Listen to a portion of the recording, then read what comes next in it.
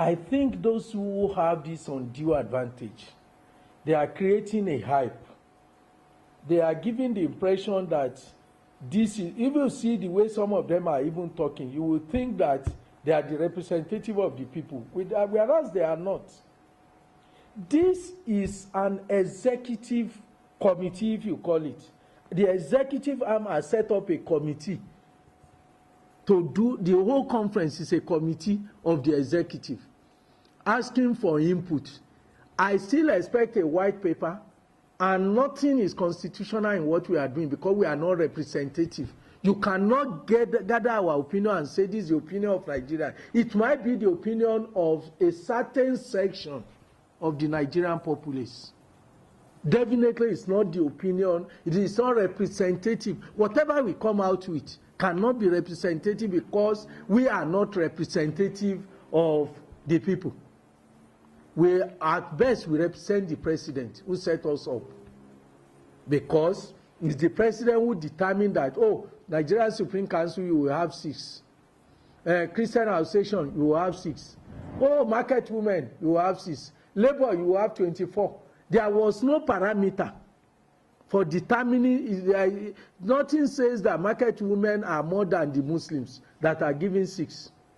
It's the same, by the same fear that the president determines that, oh, ICANN, you will have 2. ANAN, another accounting agency, you will have 2. National Union of Teachers, you have nothing. Academic Staff Union of Universities, you have nothing. MBA, you have 1. So there is nothing systematic, it's arbitrary. So you can't come up with something from such an arbitrary situation and then want to impose it as democratic. When I saw some of our groups talking about democracy, you have to be democratic. You are not democratic. The process of bringing you, he who must go to equity must go with clean hands.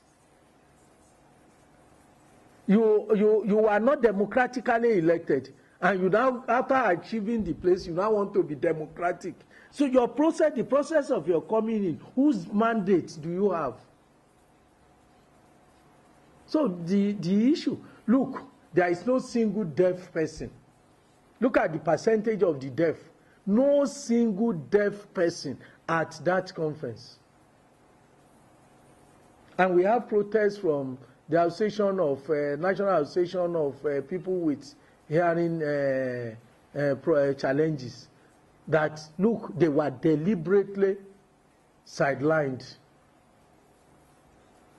They were deliberately sidelined, according to them, because out of the 6 people representing the physically challenged, only 1 is a Muslim. And because they know that if they have to pick somebody who is a deaf, it will be a Muslim because the president is a Muslim. So they decided to forget the whole section of the deaf. So the whole thing is arbitrary. Look at, they talk about representative of retired civil servants. Retirees, civil servants who are retired civil servants, they have their association. But rather than going to that association, they went to association of retired permanent secretaries. And all the 6 people representing retired civil servants are retired permanent secretaries. So they just pick whatever is convenient for them. They pick a constituency that is convenient for them, that they can have their way, and then make that representative. Look at the parameter, the template. The template talks about retired civil servants. Look at those representing them. They are all retired permanent secretaries because they could easily get their way through that group rather than going to the general retirees, and those people have been complaining bitterly now. The same thing goes for even the market women. The Yalaje of Nigeria, of Lagos, or this woman in Lagos had been raising alarm that there is only 1 market woman known among the 6. So they just got any group, give any name, just to be able to get an undue advantage over the others.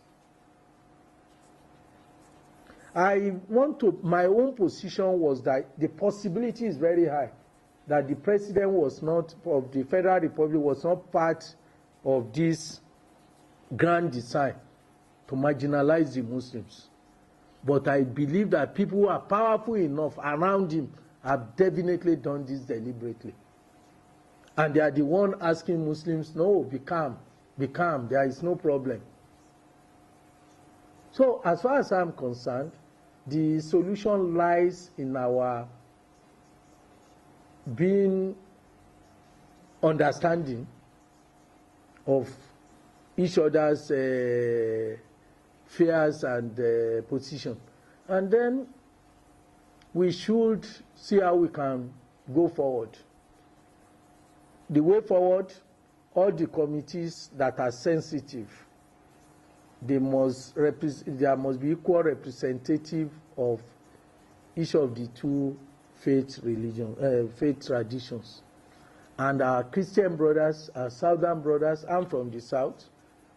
I know that we have to put ourselves in the position of our Northern brothers, and therefore think, if we are being their shoes, what will be? So we cannot just walk over them, because the basis was undemocratic, the basis was unfair. The same thing as a Muslim, I expect my Christian brothers to be sympathetic to the injustice that had been done against me as a Muslim. And therefore, not just think because you have the advantage, you walk over the Muslims and say, well, we are in majority. How did you get the majority? It's not by number, it's by fiat, it's by closeness to power. That's the situation.